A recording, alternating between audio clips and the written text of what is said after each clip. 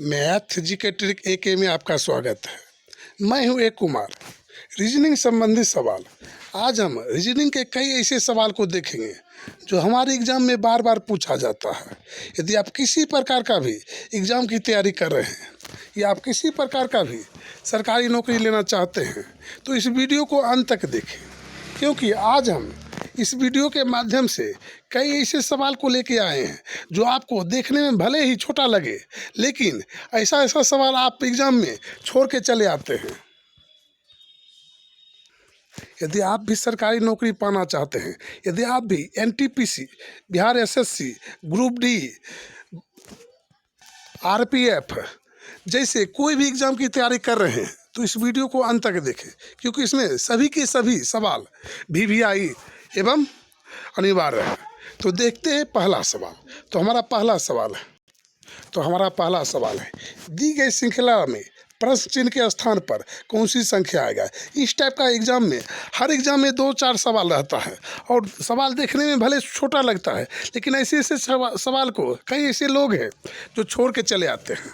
तो देखते हैं इसे हम कैसे बनाएंगे। तो सबसे पहले यहाँ पर है 23, उसका 46 है, फिर यहाँ पर 38 किया गया, 138, और यहाँ पर 690 किया गया। तो यहाँ पर 46 को यदि हम 2 से गुना कर दें तो यहाँ पर कितना हो जाता है। तो यहाँ पर हम 23 को 2 से गुना करते हैं तो हमें 46 प्राप्त होता है। फिर हम 46 को यदि हम 2 से गुना करते हैं तो हमें 138 से कम प्राप्त होता है। तो हमें यहाँ 2 से गुना नहीं, हम 3 से गुना करके देखेंगे।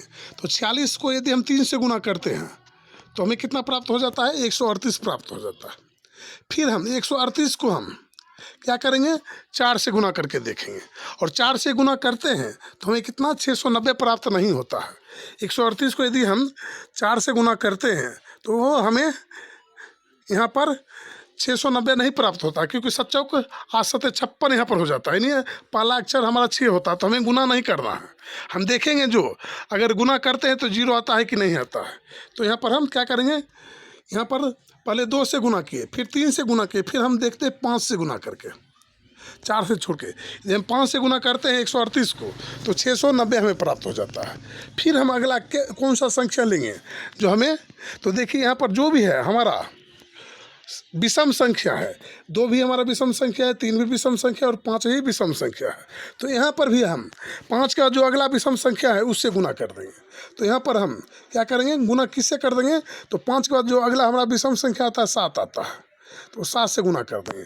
690 में क्या करेंगे, 7 से गुना कर देंगे। तो हमारा आ जाएगा यहाँ पर 0, 3, और यहाँ पर आ जाएगा पर आपका 4 और 8, यहाँ पर 48-30 आपका आ जाएगा। तो 48-30 जो है आपका ऑप्शन ए में है, ए को हम सही टिक कर लेंगे। तो हम सवाल नंबर 2 को देखेंगे। दी गई अक्षर श्रृंखला में गलत पद का चयन करें। तो यहाँ पर एक हमारा श्रृंखला दिया गया है, KQ SM GW और F। हमें यहाँ पर एक श्रृंखला दिया गया और इसमें से कौन सा अक्षर गलत है उसे हमें पता करना है। तो ऐसे देखने के बाद आपको पता नहीं चलता होगा जो इसमें कौन सा गलत है, क्योंकि यहाँ पर कोई ऐसा हमें सटीक आंसर नहीं मिला है जिसे हम टिक कर सकते हैं। तो हम क्या करेंगे, ऐसे सवाल हम क्या करेंगे, सभी का सीरियल वाइज लिख लेंगे, जो किसका कितना सीरियल आता है। तो के का सीरियल हमारा आता है, के जो है हमारा 11 नंबर पर आता है। के हमारा कितना नंबर पर आएगा, 11 नंबर पर आएगा। उसके बाद क्यू हमारा है, क्यू जो है आपका 17 नंबर पे आता है। फिर उसके बाद एस जो हमारा है 19 नंबर पे आता है। उसके बाद एम जो आपका है वो 13 नंबर पे आता है। जी का सीरियल नंबर आपका है 7, जी जो है आपका 7 नंबर पे आता है। और डब्लू जो है आपका 23 नंबर पे आता है, तो हम 23 यहाँ लिख लेंगे। फिर उसके बाद हम एफ़ का लिखेंगे, तो एफ़ हमारा 6 नंबर पे आता है, तो 6 लिख लेंगे। तो यहाँ पर तो सभी का तो हम सीरियल जो है, के का जो 11 होता है, क्यू का हमारा 17 होता है और एस का 19 होता है, सभी को तो लिख लिए। लेकिन यहाँ पर आने के बाद भी हमें कुछ अलग नहीं दिखाई दे रहा, लेकिन यहाँ पर देखना है जो कुछ ना कुछ हमारा अलग ज़रूर होगा।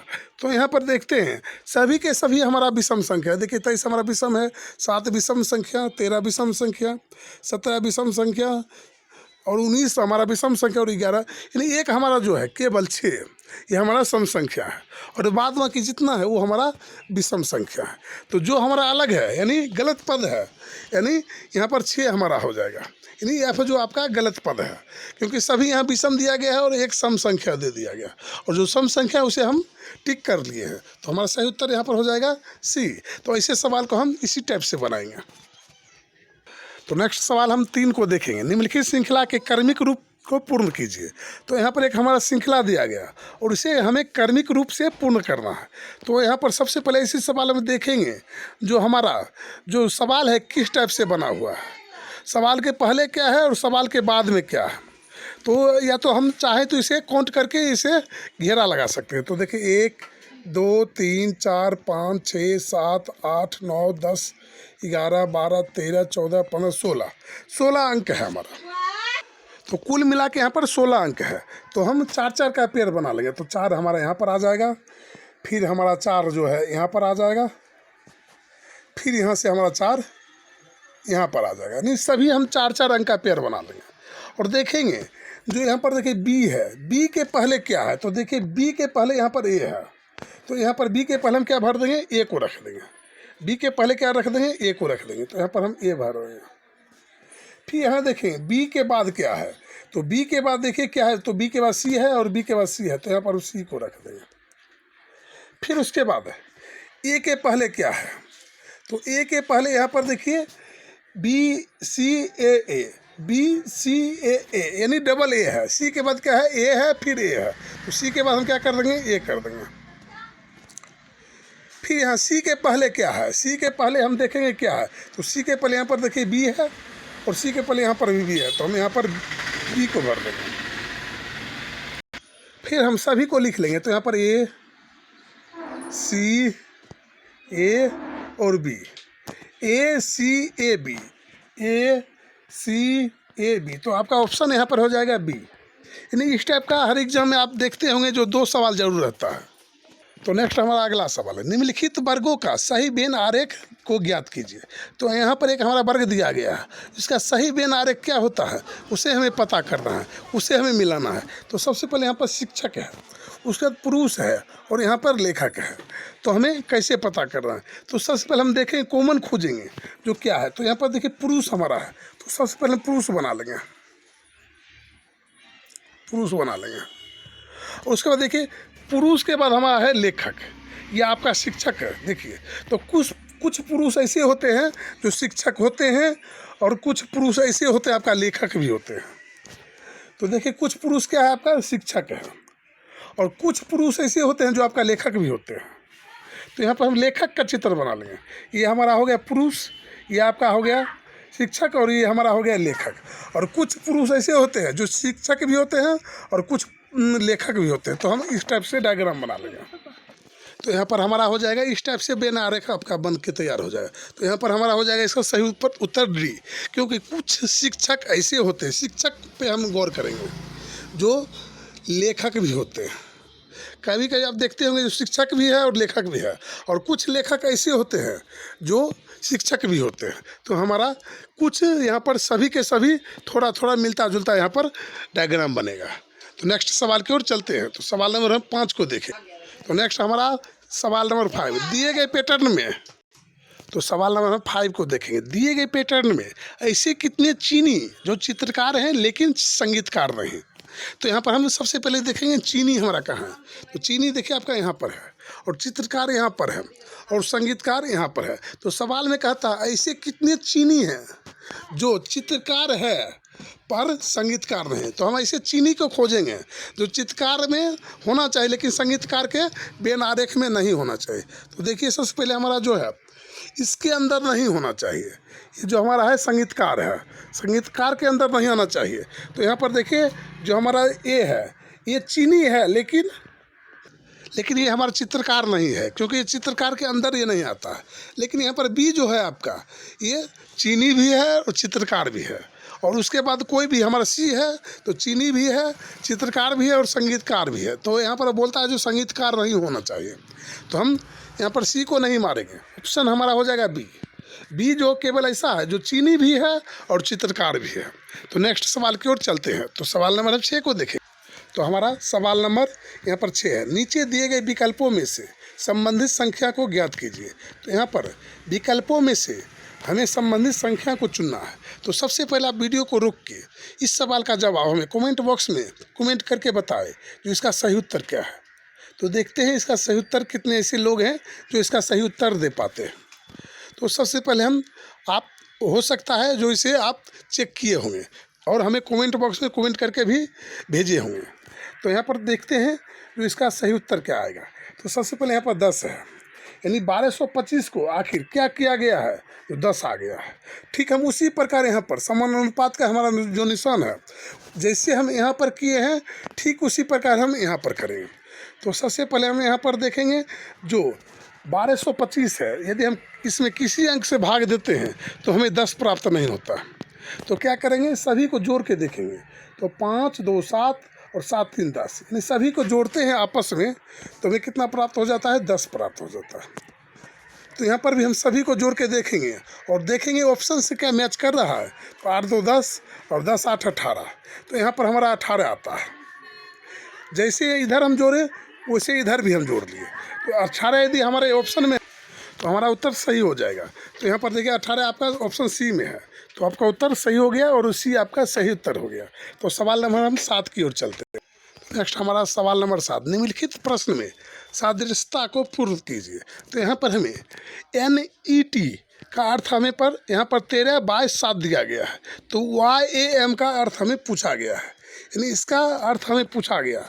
तो सबसे पहले यहाँ पर हम देखेंगे, ध्यान से देखेंगे जो आखिर NET का क्या यहाँ पर कैसे 13 22 7 लिखा गया है।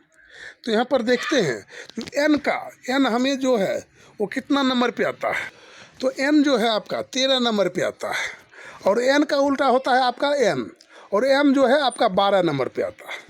यानी क्या किया है, इसका उल्टा कर दिया गया और उल्टा जो होता है M उसका सीरियल यहाँ पर दे दिया गया। ठीक उसी प्रकार यहाँ पर देखिए E जो हमारा है, E का उल्टा हमें होता है V, E का उल्टा होता है V और V का सीरियल नंबर है 22। तो यहाँ पर 22 लिख दिया गया, यानी V को नहीं लिख के 22 लिख दिया गया। फिर यहाँ पर हमारा है T का उल्टा क्या हो जाता है आपका G, T का उल्टा होता है G और G जो है 7 नंबर पे आता है। तो यहाँ पर G है, G का यहाँ पर सीरियल दे दिया गया।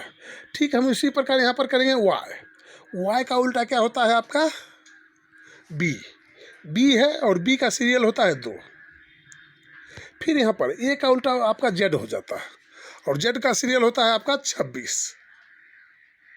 तो यहाँ पर 26 लिख देंगे। फिर यहाँ पर M है और M का उल्टा क्या हो जाता है आपका N और N का सीरियल आपका होता है 14। तो यहाँ पर इस टाइप से हमारा बन जाएगा 22 614। तो आपका ऑप्शन जो है 22 614 आपका ऑप्शन हो जाएगा ए जो है आपका सही उत्तर हो जाएगा। तो सही उत्तर हमारा हो जाएगा ए। आप ऐसे ऐसे सवाल को एग्जाम में छोड़ के चले आते होंगे, लेकिन आज के बाद आप ऐसे ऐसे सवाल को हल करके आएंगे। यदि हमारा वीडियो पसंद आ रहा है तो हमारे वीडियो को लाइक करें एवं चैनल को सब्सक्राइब करें, ताकि इसी प्रकार का हर एक सवाल हम आप तक लेकर आते रहेंगे। तो देखते हैं अगला सवाल को। हम सवाल नंबर 8 को देखेंगे। तो निम्नलिखित प्रश्न में सादृश्यता को पूर्ण कीजिए। तो यहाँ पर सादृश्यता को पूर्ण करने के लिए हमें बोला गया। तो यहाँ पर दिन है, दिन का उल्टा हमें दिया गया है। क्या दिन का उल्टा है रात, दिन के का अर्थ हमें यहाँ पर दिया गया है रात। फिर हम यहाँ पर देखें ठंड है, ठंड का उल्टा हमें क्या होगा। तो ठंड का उल्टा आपका फ्रीजर नहीं होगा, आर्द्र भी नहीं होगा, सर्दी भी नहीं होगा और आपका यहाँ पर हो जाएगा गर्मी। यानी ठंडा का उल्टा क्या हो जाएगा आपका गर्मी। तो यहाँ पर हम गर्मी को दे देंगे, गर्मी जो है हमारा सही उत्तर हो जाएगा। तो यहाँ पर आपका सही ऑप्शन हो जाएगा यहाँ पर सी जो है आपका सही उत्तर हो जाएगा। तो नेक्स्ट हमारा सवाल नंबर 9, निम्न विकल्पों में से असंगत विकल्प का चयन करें। हमें असंगत विकल्प का चयन करना है। तो यहाँ पर देखिए QS WZ KM और EG, तो हमें यहाँ पर 4 विकल्प दिया गया है और असंगत का हमें पता करना है। तो Q से हम S में जाते हैं तो हमें कितना का वृद्धि होता है, 2 का वृद्धि होता है। RS कितना का वृद्धि हो गया, तो 2 का वृद्धि हो गया, तो हम 2 प्लस कर देंगे। फिर हम W से Z में जाते हैं तो हमें कितना प्लस होता है, 3 का प्लस होता है, तो 3 प्लस यहाँ पर हो गया। फिर यहाँ पर के से एम में जाते हैं तो हमें 2 का प्लस करना पड़ता है। तो यहाँ पर हम 2 का प्लस कर दिए। और यहाँ पर ई से जी में जाने के बाद हमें कितना प्लस करना पड़ता है? तो यहाँ पर हमें 2 प्लस करना पड़ता है। ई एफ जी, तो यहाँ पर सभी में हम देख रहे हैं जो 2-2 प्लस किया गया। और एक हमारा जो है बी नंबर, इसमें 3 प्लस किया गया। तो हमें असंगत का पता करना था, तो हमारा ऑप्शन हो जाएगा यहाँ पर बी। बी जो है आपका सही उत्तर हो जाएगा। तो हम बी को टिक कर लेंगे। तो नेक्स्ट हमारा अगला सा, निम्न विकल्पों में से असंगत विकल्प का चयन करें। तो यहाँ पर हमें असंगत विकल्प का चयन करना है।